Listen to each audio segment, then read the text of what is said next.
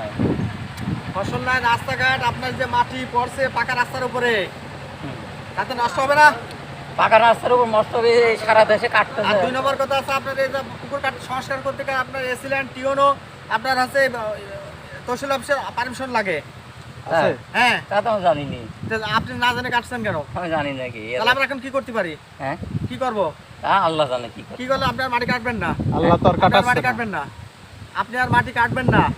কাটবো না? না, হ্যাঁ, তা তো জানিনি আমার ঘটনা। এই কথা নতুন। আপনি বলেন না আল্লাহ জানে, আল্লাহ কি মাটি কাটাচ্ছে আপনার এখানে?